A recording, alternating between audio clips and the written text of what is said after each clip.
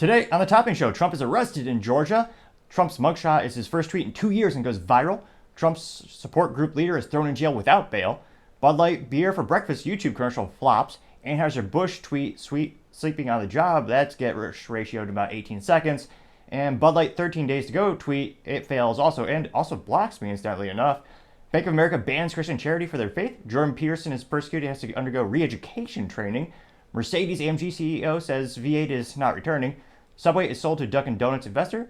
T-Mobile is laying off 5,000 employees. Shein to invest in Forever 21. And Wells Fargo has an outage yet again. All of that and much more on The Topping Show.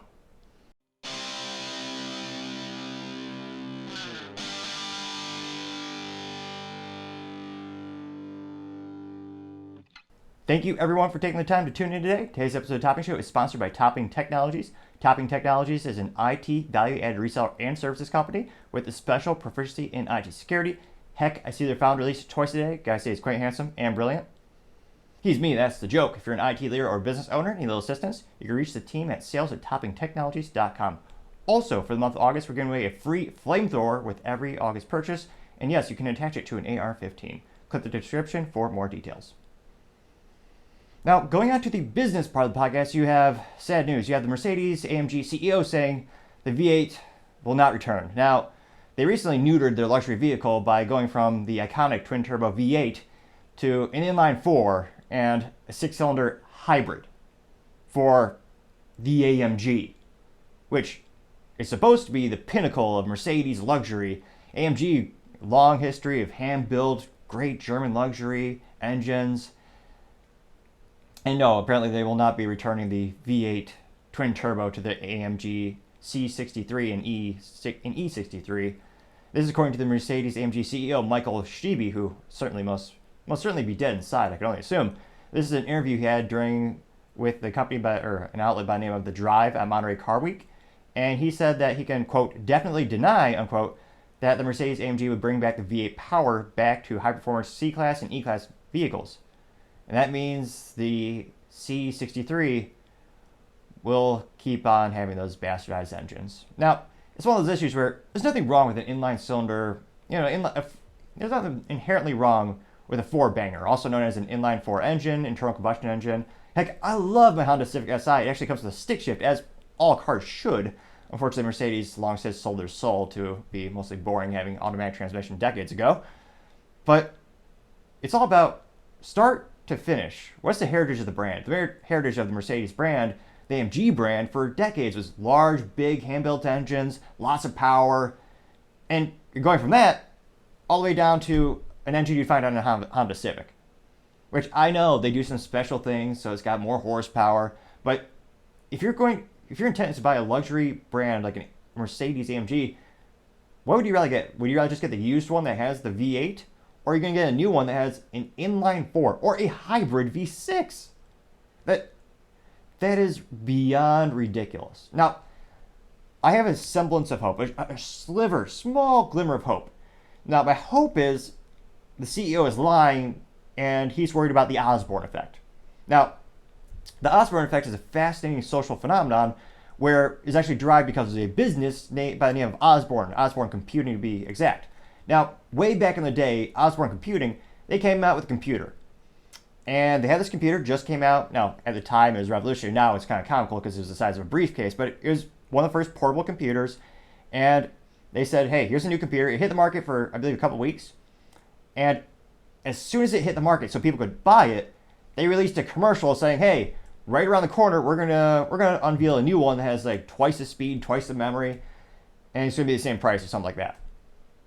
So, because people knew the better product was right around the corner, no one bought the original Osborne computer, and the business subsequently declared bankruptcy. They're no longer around.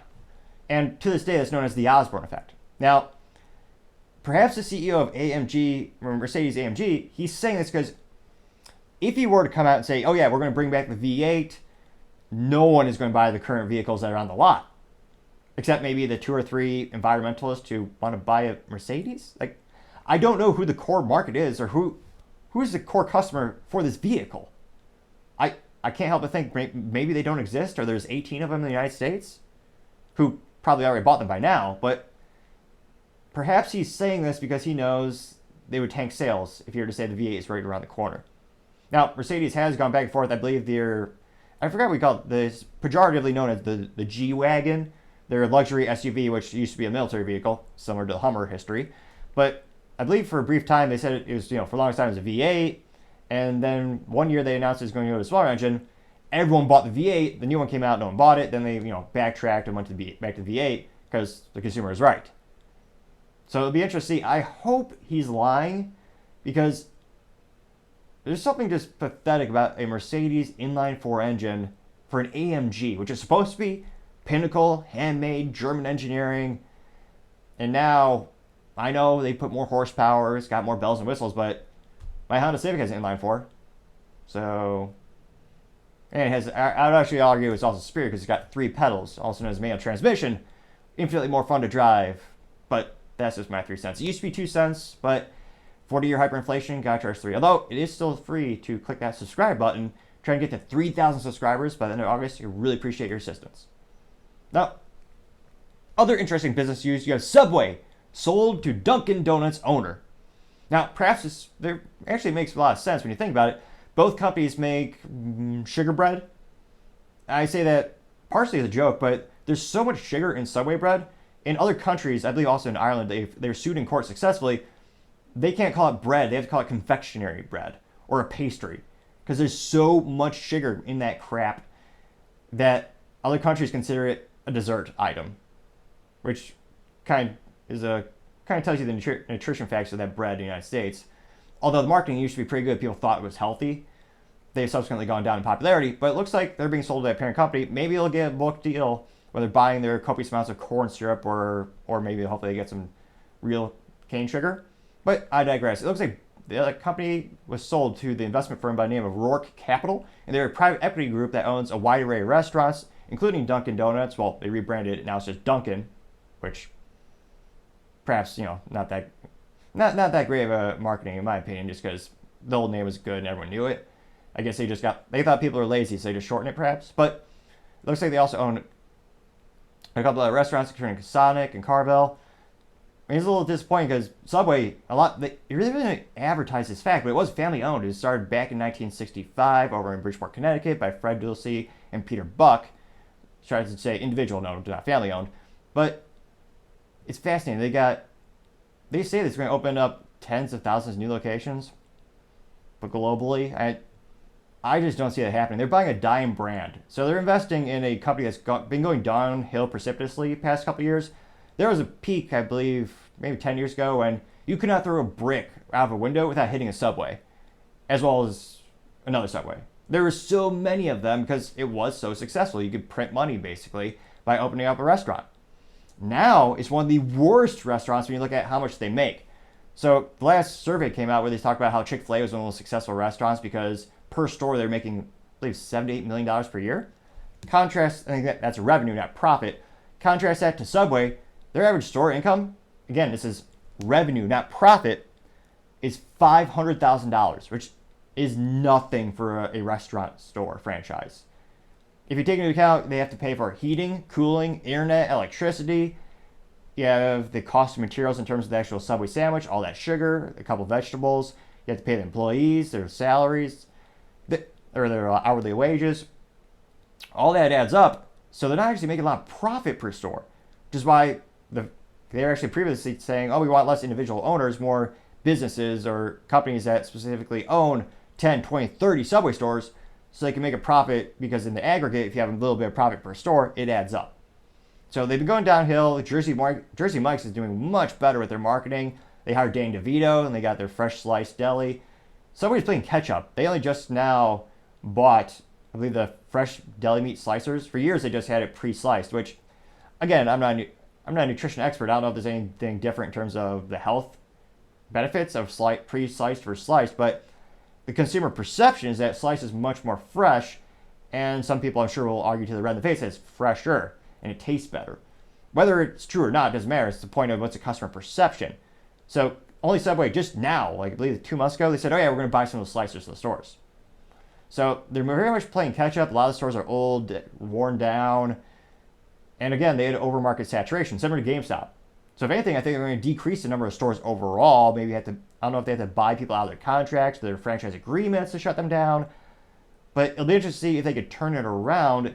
I suspect they'll eventually want to go for an IPO. A lot of these private equity firms, of course, they'll buy the company. They'll either sell it to off to another company eventually, or they'll do an initial public offering. They'll make up their money and make a profit that route as well. So it'll be interesting to see. But yeah, they sold for a little bit, about $9 billion, which, again, to me, I don't know if it's, I'm sure they looked at their books and I'm sure they think it was a great deal, but for such a dying brand, it's going to take a lot of work to turn that ship around. And I don't know if it's really worth the effort. So it'll be interesting to see, but I always say, time shall tell. Other interesting business news, you have T-Mobile saying they're going to lay off about 5,000 employees. Now, in terms of the correlation to their overall company, that's going to equate to about 7% of their workforce being laid off. Now, the good news is, in terms of the folks who are, feet on the streets, kind of working in the actual stores, it's not going to affect them mostly. It's going to be mostly the corporate jobs. So a lot of back office logistics, and not to sound too pejorative, but there's a lot of fat layers and bureaucracy when it comes to a lot of corporate America. When I used to work at one of the largest tech companies in the world, I swear, there were people who had jobs just for the sake of having jobs. Like, there's no reason for them to be there. No one can really tell me why they should be getting a paycheck, but there are thousands of people at these companies. Yeah, it's very hard once you get to a certain company size, unless you're very proficient and you're very careful about the growth rates and the job definitions and making sure you're getting ROI. There's a lot of jobs that just kind of exist for the sake of existing, as crazy as that sounds. Now, it looks like they're trying to become more and more competitive, trying to go up against the two giant behemoths in the industry, which would be AT&T as well as Verizon. But even those companies are struggling. Just 2 or 3 months ago, or no, perhaps 6 weeks ago, there's an issue where it turns out AT&T as well as Verizon, they had some issues where they actually had lead inside of some of the wiring that they put down, because it was industry practice when they did it decades ago. Now they have lead. It was a lead protected wires in the ground. Yeah, spoiler alert, that's not so great for the local drinking water supply. So there's going to be a lot of lawsuits. There's going to be a lot of costs in terms of you have to dig it up and replace it with something else. So it'll be interesting. No one knows really how much that's going to cost. Now, another thing that T-Mobile is going up against, AT&T and Verizon, they both, very similar to the business models of Amazon, they have different business segments that can take losses and offset their telecom business. So AT&T, Verizon, they all have television offerings, all have additional phone offerings. T-Mobile is much more concise. They have fewer products to offer, so they can't do the loss leader. Whereas AT&T, if you go into a new home, they could say, hey, we're going to give you cable. Why not buy a house phone if you're 58 million years old or something like that? But there's other ways they could supplement and they could offset the losses from one product line to the other product line. T-Mobile, they really can't do that. So when AT&T lowers the price of their wireless plans and their cell phone plans, T-Mobile, they can do that partially because other parts of the business can make up for that loss. T-Mobile can't really do that.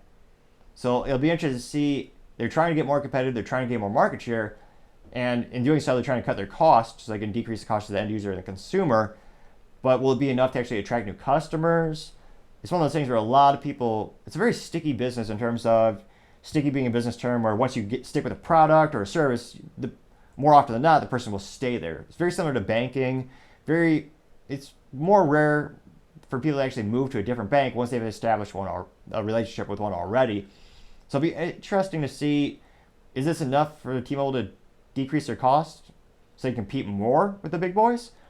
Or are they just doing this, I also suspect they're doing this just to cope with the economic uncertainty, as a lot of businesses are trying to get more cash reserves so they can have a rainy day fund, so to say. But it'll be interesting to see it. They've always been the third place in telecom, but it'll be interesting to see if they can catch up. But I was going to say, I'm not a gambler too much for the stock market. Let's just say I wouldn't put my money there. But again, this is not financial advice. Other interesting business news, you have Shein to invest in Forever 21. Now, Shein is a very large, apparently, fashion e-commerce company with 10,000 employees headquartered in Singapore. As you can tell, I have no idea because I buy one good suit, make it last forever. I know a lot of people just buy clothing like almost weekly in America, which is ridiculous, but I suppose you have to waste your money somehow. Now, it looks like in 2022, the company moved its corporate headquarters from China to Singapore for regulatory and international expansion, and as well as financial reasons.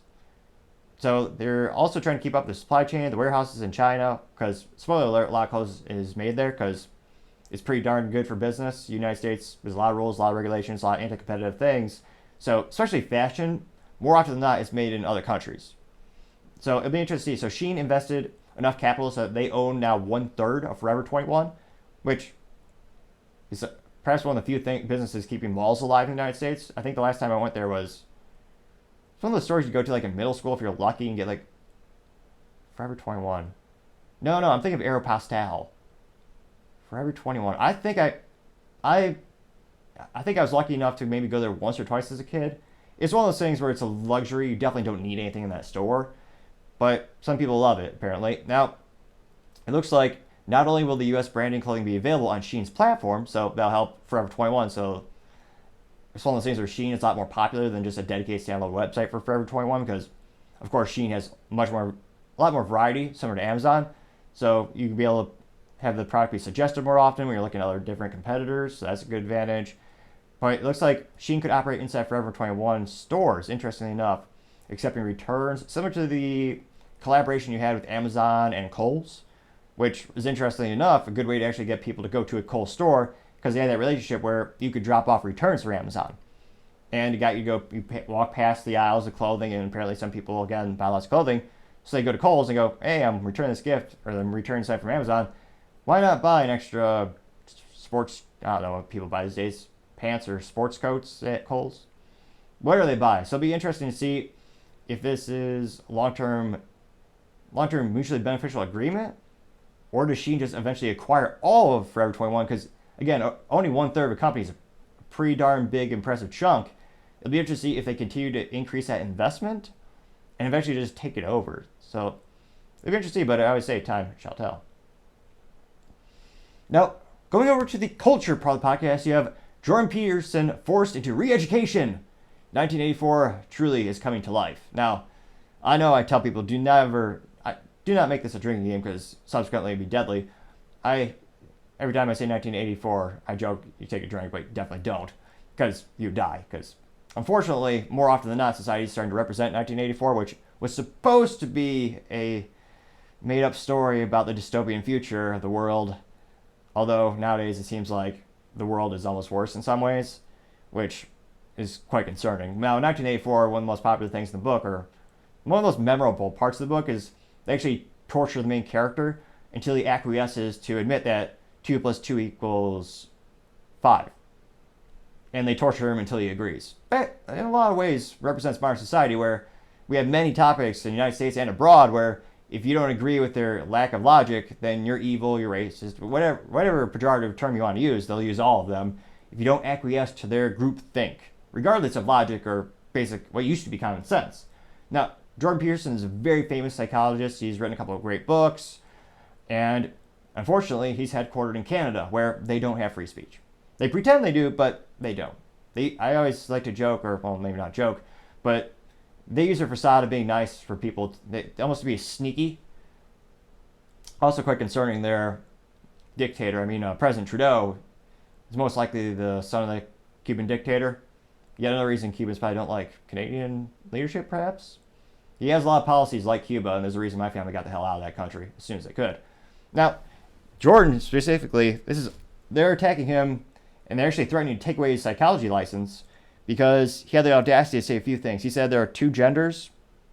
Again, used to be not controversial, now very controversial apparently. He also said that children should not be groomed on social media. He also said that children should not be subjected to drugs that we have no idea what they're doing, such as transition drugs. He also said children should not be transitioned without their parental consent, or they shouldn't be transitioned at all, actually. And he also criticized their dictator, President Trudeau, Justin Trudeau. And of course, you actually get fined if you criticize their leader, which is yet another reason to remember they don't have the Bill of Rights in Canada. And it's another rare thing about the United States. Most countries do not have rights as firmly written as we do. And it's quite concerning that some Americans are trying to take those rights away.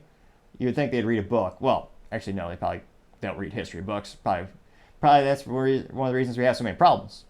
Now, it looks like he went to Twitter, and he's saying he's going to record everything, which I think he should. Now, this is his response. And he tweets, or I guess in this case, X, it used to be Twitter, now it's called X. This is Dr. Jordan P. Peterson. He said, quote, "So the Ontario Court of Appeal ruled that CP Ontario can pursue their prosecution. If you think you have a right to free speech in Canada, you're delusional. I will make every aspect of the public, and we will make what happens here with utter transparency the rule."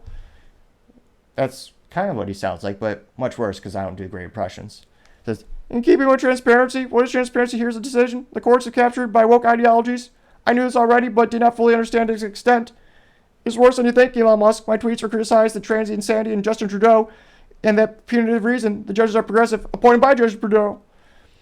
And all the professions in Canada are so terrified of their, quote, professional regulatory bodies that they are terrified in silence. And even those who are intimidated to be in the matter can't afford the extreme expensive endless fight. Not good." Unquote. That is perhaps not the worst, well, maybe the second worst impression of Jordan Peterson, but I digress. So he's being sued. So not only does he have to take this re-education 1984 indoctrination class, but he has to pay for it. And I think one of the articles is saying it's almost $20,000 to $25,000. And if he refuses, he loses his license. He can't practice anymore. So it'll be concerning to see how this plays out. He says he's going to record everything, and I think that actually might help the overall situation because there'll be a light brought into the darkness that people don't realize what type of classes you're being forced to take in Canada if you don't agree with them or if you dare criticize their leadership. And it's also, once again, where it reminds me of the South Park episode with the concentration camp of tolerance. It's quite fascinating how often South Park continues to get things, predict the future, and also quite concerning and interesting. And it'll be interesting to see what happens to Mr. Peterson. As I always say, time shall tell. Other interesting culture news, you have Bank of America banned a Christian charity because of their faith. Now, of course, the bank is claiming something else, but there's a couple of reasons we think that's not true. Now, Bank of America claimed they don't service debt collection through when the charity asked them, like, why did you stop this? And the Bank of America claimed they don't service debt collection, but when the charity said, "Can you show us in our policy where that is?" they couldn't show, which is saying something because their policies are usually, a dictionary length long. How's that not there? Now, it looks like this is specifically for a charity that services impoverished people in the Ugandas, and it looks like it's by the name of Indigenous Advanced Ministries, and they have their belief system is that they're pro-life, anti-same-sex relationship values, and they claim that they're being debanked because of their conservative beliefs. And it wouldn't be the first time.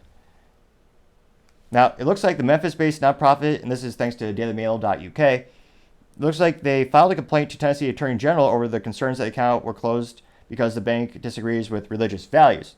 The organization claims that they had a banking relationship with Bank of America since 2015. So it's not a new customer. Bank of America knew what they were, and they were doing business with them for quite some time. And of course, Bank of America profiting off that relationship, as is the relationship with banking. Now, of course, Bank of America, they claim that, they're not debanking them because of that. But why were they really? If you go down into it even more, trying to see here where the actual note is. So Bank of America, their only response was saying, quote, "Upon review of your accounts, we have determined you're operating a business type we have chosen not to serve. In a business type, we have chosen not to service at Bank of America," unquote. But they've been working together since 2015. And all of a sudden, they changed their mind? And at the time, it's not like they were losing money on this business in terms of Bank of America working with this religious organization. At the time, the group Indigenous said that they had $270,000 in their bank deposit account. And this charity works with Ugandan ministries to provide support for orphaned and vulnerable children and prisoners in the African country. Well, it should be continent. Typo, perhaps. And under their core beliefs tabs, many people are speculating maybe it's because of their website. Under the core beliefs tab on their website, it endorses a number of evangelical Christian views, including that all human life is sacred, from conception to natural death. and also says that marriage is between one man and woman and is the only proper context for sexual relations. And they're writing to their local governments to see, but in all actuality, it's Bank of America. I don't think you're really going to make a dent in that company or have them change their mind, because they have quite good legal resources.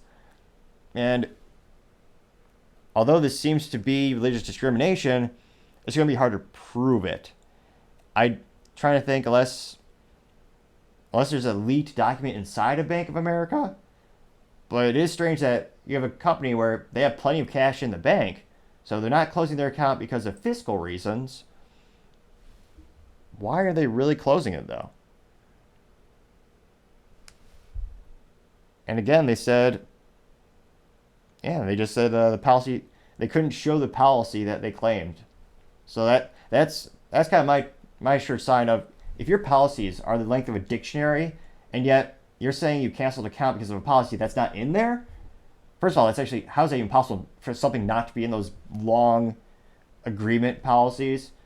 That's fascinating in and of itself. But it'll be interesting to see, does this group get, what happens? Do they have to go work with another bank? But we're seeing this more and more where people are just mysteriously being debanked. And just complete coincidence, they just all happen to be of the same faith. I'm not seeing any atheists being banned from banks or any Democratic Party being, barred from banking. Interesting how it's only, can't help but notice it's only one side of the political aisle. Will that ever be changed? I'm pretty skeptical, since Republicans, and I don't see a long list of accomplishments when it comes to them actually doing consumer protection for these type of discriminatory cases. But let me know if you think they'll do anything different this time. I'm fortunately a little bit skeptical, perhaps more than most. Other interesting cultural news, you have Bud Light, 13 days to go. On Twitter, that failed, but they also blocked me. So, interestingly enough, this was from my personal Twitter account, and all I tweeted, and this was perhaps the innocent of tweet responses, my response was literally just a picture of a case of Yuengling light cans and a case of Yuengling regular bottles, and it's a picture in front of an American flag, or a carbon fiber, neat carbon fiber flag, and it said, to respond to it, I said, thanks for the reminder, thanks to you, I went out and got some more Yuengling. And after that, they blocked me, interestingly enough. Now, my podcast, the Topping Show Twitter, that one I actually responded tweet to a Bud Light last week, where I actually did the picture of the meme I made where you had the CEO, where I replaced the "This is fine" meme with the face of Brendan Whitworth, the former CIA operative who is now the CEO of Anheuser Busch, and it's him, and the caption is, lost $390 million in sales, and it's him saying "This is fine."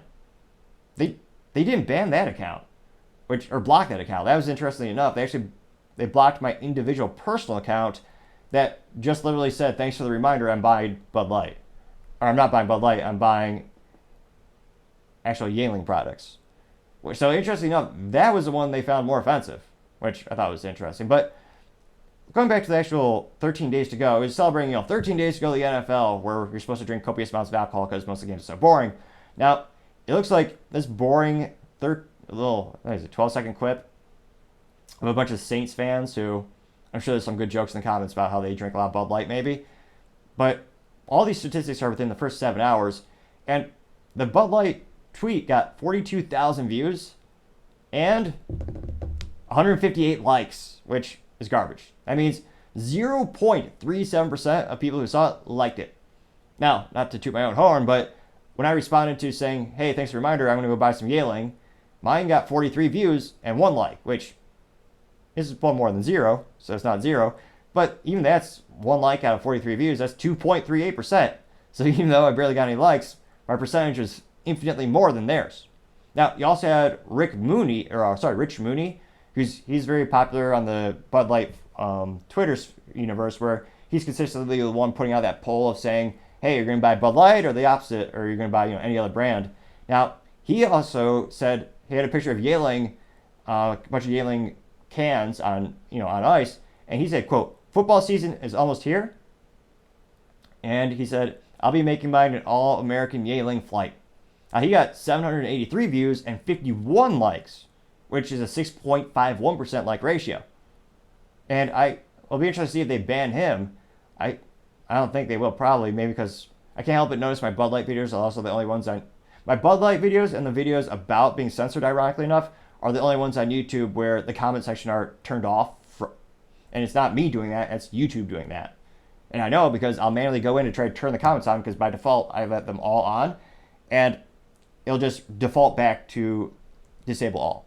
No matter how many times I go in there and manually change it back. Coincidence? Probably not. I don't believe in coincidences. Now, it looks like Rich Mooney also had his poll where he asked, hey, what are you guys going to go out and buy this weekend for the game? Are you going to get Bud Light or anything else? And of his poll, 241 people voted, and 91.7% of people said, no Anheuser Busch InBev for me. So they're going to buy the competitor. So it's interesting. It used to be about 94% when he's doing these polls, and it seems to slowly but surely be moving along. Although that also could be because they're literally blocking everyone who doesn't agree with them. So the 3 people who still drink Bud Light might be going to Twitter now to voice their support. Maybe. I'll just say I'm a little pessimistic on that theory. Now, other interesting culture news, you have Bud Light YouTube, beer for breakfast. Well, that commercial fails in every metric possible. So it was the same video that they put on Twitter also, where, again, perhaps it shows how much, perhaps it must show how dark and sad your life might be if you actually consume Bud Light. But then the people where they're sitting at the coffee table at a diner, and instead of, they have the coffee mugs, and the waiter comes by and they actually change out the coffee mugs for bottles of Bud Light, which is, yeah, day drinking. Day drinking is something you do, like, I guess, in college, or if you have it preposterously, you have to have a lot of time in your hands or just have a really dark life, I think, to actually enjoy day drinking. But it's one of those strange phenomenons where, oh yeah, we're going to take away your coffee and give you a bottle of piss, or a Bud Light, I mean, which is disgusting. Personally, yeah, coffee is 1,000 million times, infinitely better, especially in the morning if you're at a diner. But there's a commercial talking about, oh yeah, NFL season is right around the corner. Please, for the love of God, buy our product. And of course, I don't think their sales are going to go up hardly at all during the NFL season. Similar to the 4th of July, where they used to depend on those holidays to boost their sales, and it actually turned out to be their worst sales ever. Now, this specific YouTube video got 13,000 views, which for Bud Light is terrible. This is a brand that millions of Americans know. It's something that almost everyone followed. And now a YouTube video, they used to get hundreds of thousands, millions of views. Now they're getting 13,000 views. And only had 17 comments? That's terrible engagement for a multi-trillion-dollar company. And or multi-billion-dollar company. They have lost also billions of stock value as well. But they got 17 comments. Now, there are still some sites that actually track, how many dislikes the YouTube video gets. Because, of course, many suspect it is to protect politicians. They got rid of that feature where the end user can easily see it because, they claim it's because they don't want to hurt creators' feelings. Where, spoiler alert, it's still on the back end logistics. When you look at the YouTube Studio tab, it tells you the ratio. So, it doesn't save anyone's feelings. And that's just ridiculous. So, many people suspect they did it just to protect politicians who are looking terrible. But a site will still track it. And apparently, again, this video of 13,000 views, they got the 13,000 views, 62 likes, which is so bad. I can't even properly articulate how much of a failure that is. So they got 62 likes and 1,300 dislikes. That is the definition of what the youth will call ratioed. 1,300 dislikes. That's astronomical. How bad. And that just shows you how many people do not forgive them. Because again, they also never really properly apologized and they just pissed everyone off. But the top comments, when you look into it, the top comment is actually a gentleman who notes that statistic, and he got 11 likes. The second one was a gentleman saying, quote, "Seeing your product sit on the shelves brings laughter and joy to millions," unquote. Now, his comment on the video got 5 likes. So the top comments by the number of likes were all the ones who didn't like the YouTube video. And it just goes to show you the boycott is not losing steam. People are still irate with this company. And I don't see them how they're going to pull out this nosedive anytime soon. But as Magic 8 Ball might say, the outlook for them is not so good. Now, other interesting culture news, you have Anheuser Busch doing another tweet of a sleeping cute Dalmatian. And even that fails, which again shows how utterly bad they've failed. Because it takes a special amount of talent to piss people off where even a cute Dalmatian isn't enough to save your brand. Like, they don't even show the beer in the actual tweet. It's literally just a dog sitting on like a golf cart. It looks like it's sleeping.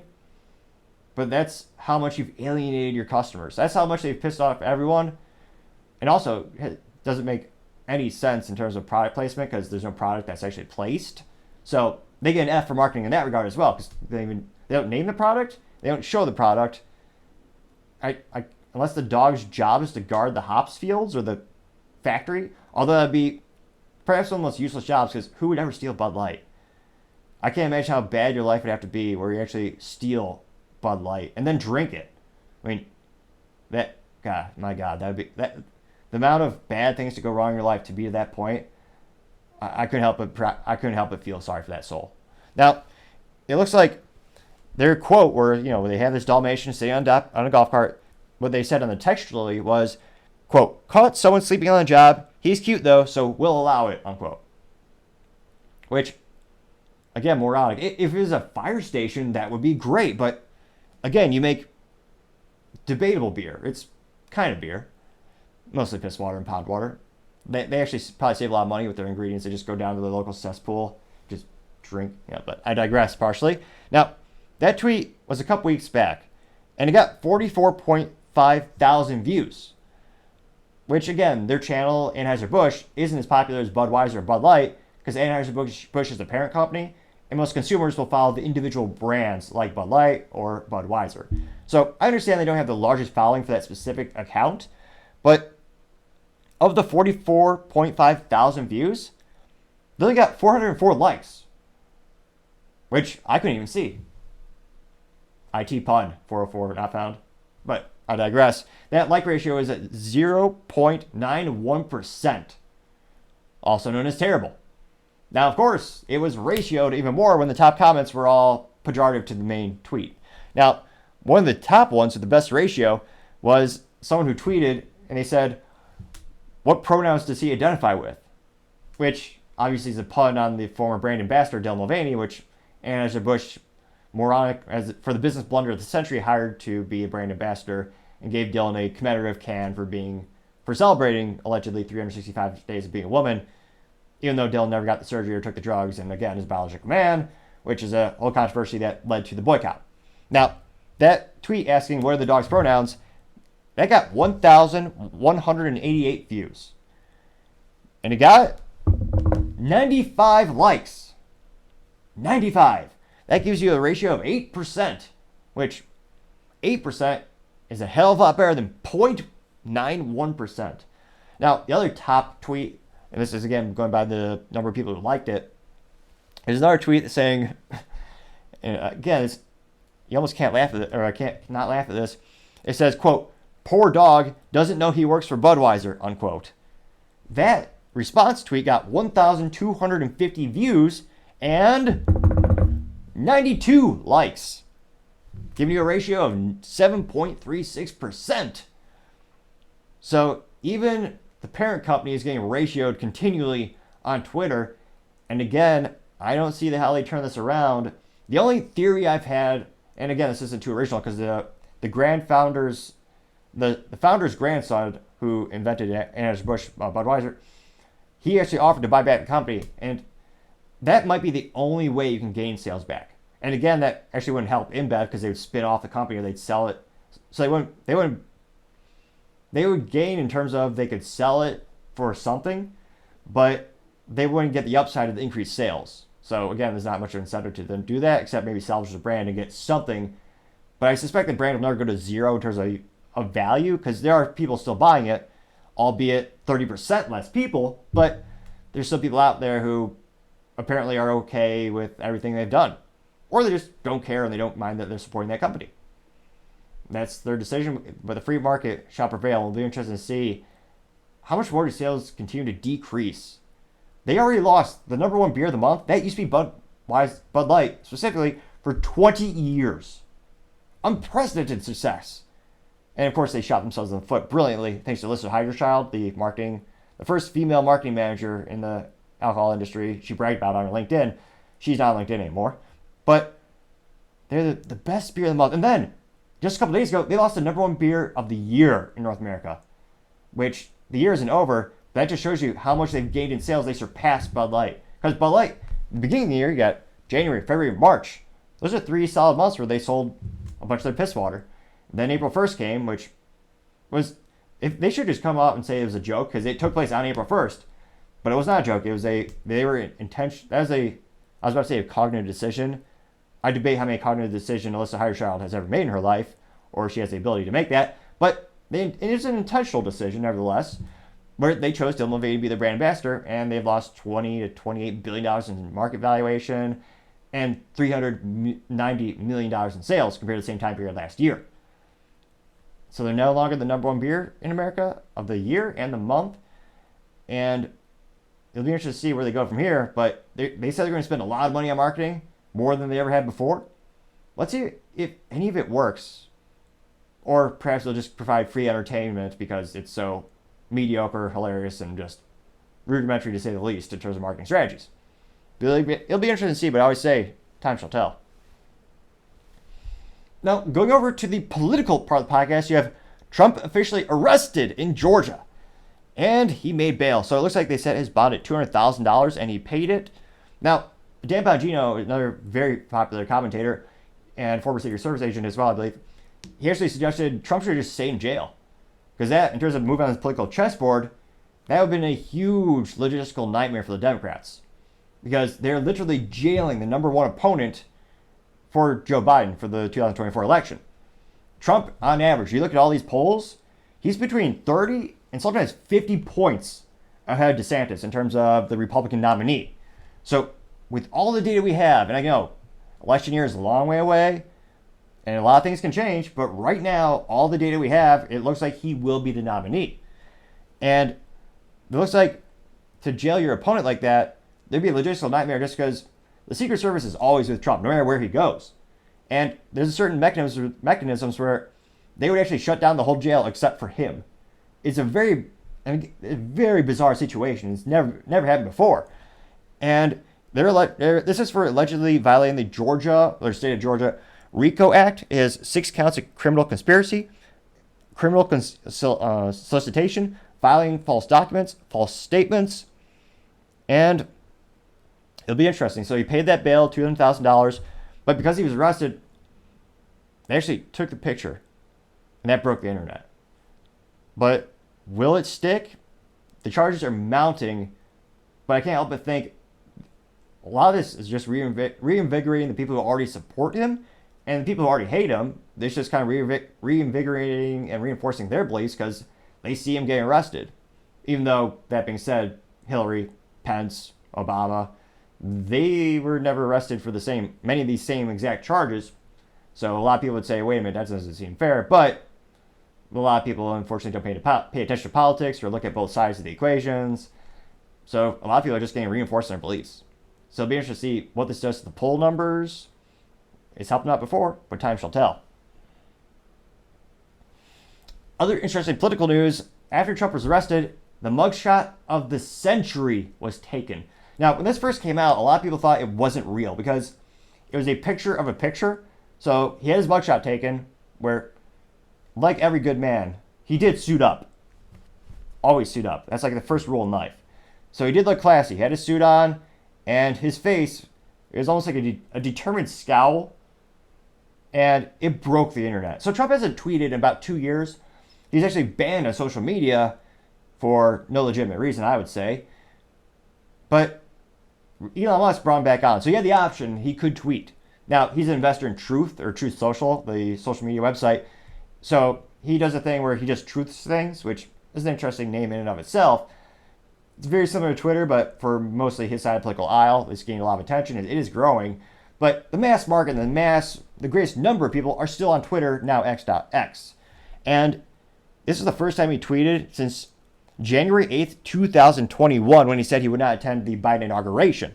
Now, this picture of him is brilliant marketing, because not only did he tweet the picture of him, but he used text, and he's using it to drive campaign funds. Now, it's actually a text. He says, it's a picture of him, and he says, quote, "Mugshot, August 24, 2023. Election interference, never surrender, DonaldJTrump.com." And if you click it, it'll take you to his website where you can buy merchandise with this picture on it. Brilliantly raising campaign funds. Now, within the first 16 hours of this being posted on Twitter, it got 167.4 million views. Or, as he would say, it got more views than anything. It was the best, the most views. I look the best. And the suit. Real men always suit up, as Topping would say. But I digress for now.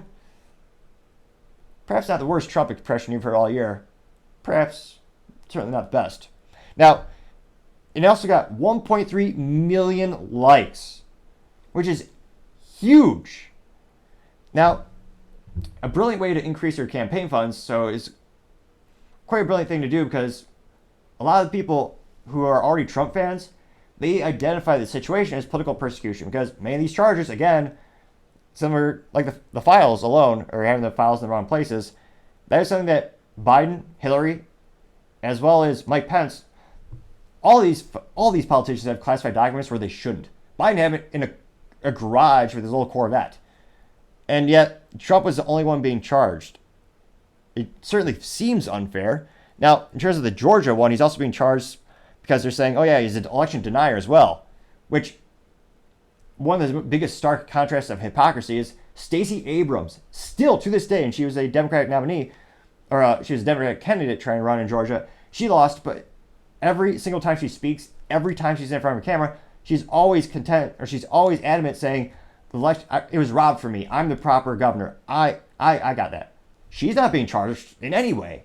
So just looking at that on its face, it certainly doesn't seem like a fair, everyone's being treated the same way and everyone's being prosecuted equally.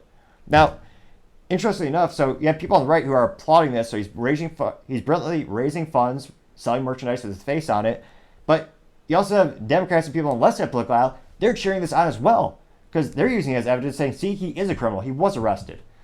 So, oddly enough, this might be one of the few things that brings Americans together, because people on the left and people on the right both love this picture. They're both going to use it in political campaign ads. They're going to use this on the left saying, hey, look at evil Trump. He's arrested. He's got a mugshot.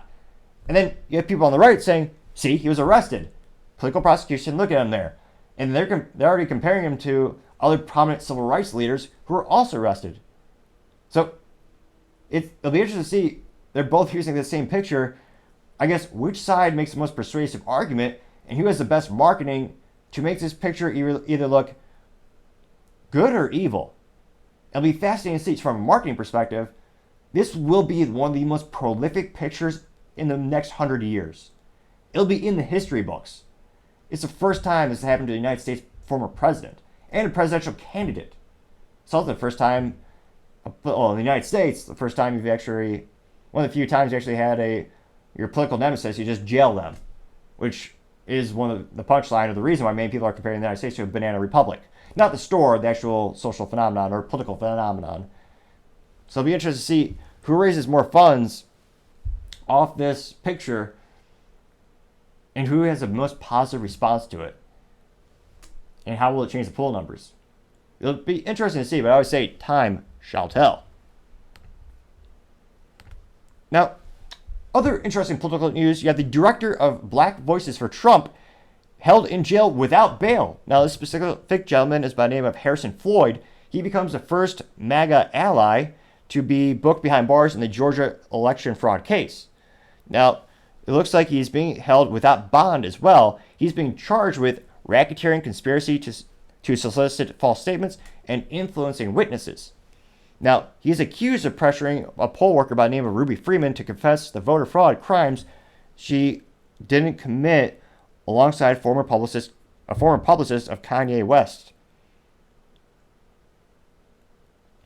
And this again is being same county Trump was elected is in Fulton County, Georgia, and it looks like he didn't renegotiate his bond.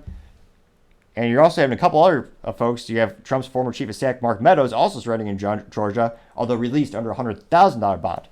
Now, earlier this year, this gentleman, Floyd, was charged and attacked by an FBI agent who was working on a special counsel Jack Smith's parallel probe in the 2020 election interference by Trump and his allies, this according to the Washington Post.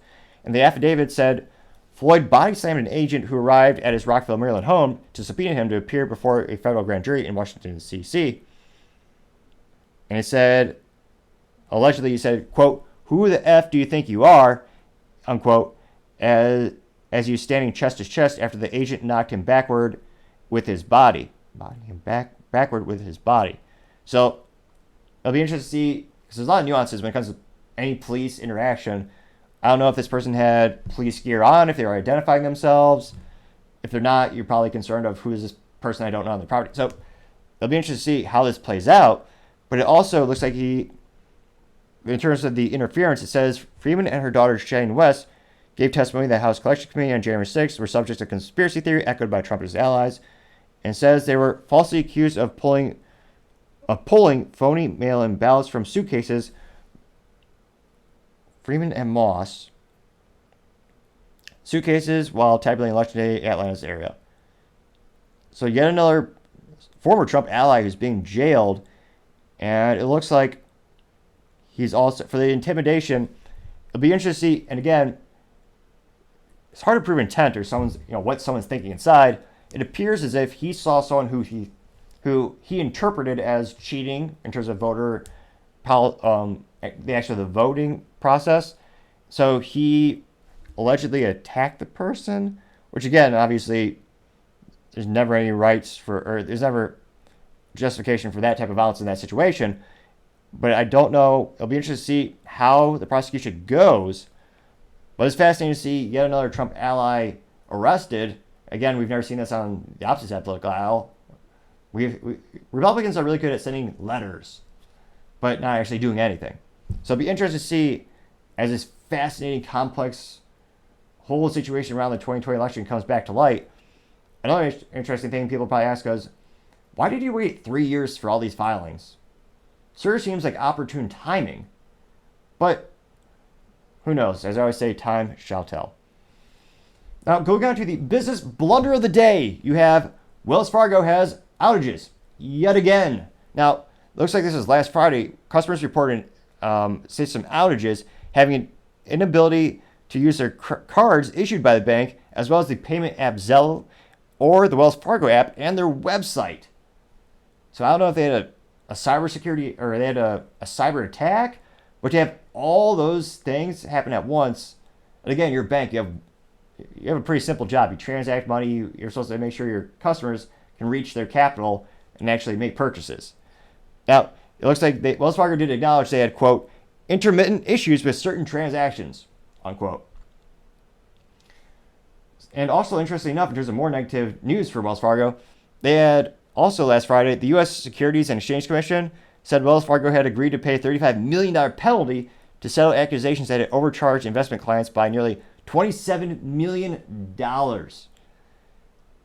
Astonishing. So they have all these outages again and again and again. I don't know if they're not fixing it or if they're just putting duct tape on the problem. Well, actually, no. Duct tape is actually a very strong substitute to bringing things together. Perhaps dollar store Scotch tape? So not Scotch tape, the off-brand label of Scotch tape. Perhaps it's something like that where they're just basically just trying to keep stuff held together. But it doesn't seem like they're fixing the issue. And again, imagine not being able to pay for your groceries or buy something at the store. And your bank, you have one job. But to have that type of outages again and again and again, that's got to be the business blunder of the day. Thank you, everyone, for taking the time to tune in. Again, we're trying to get to 3,000 subscribers by the end of August, so you can click that button and greatly appreciate it. Also, don't forget to take the time to like as well as comment. The feedback is greatly appreciated, helps the channel grow and develop. Also, and lastly, don't forget to tell your family, tell your friends, tell your coworkers, heck, tell your enemies, tell anyone and everyone. Just stay safe and fight the good fight.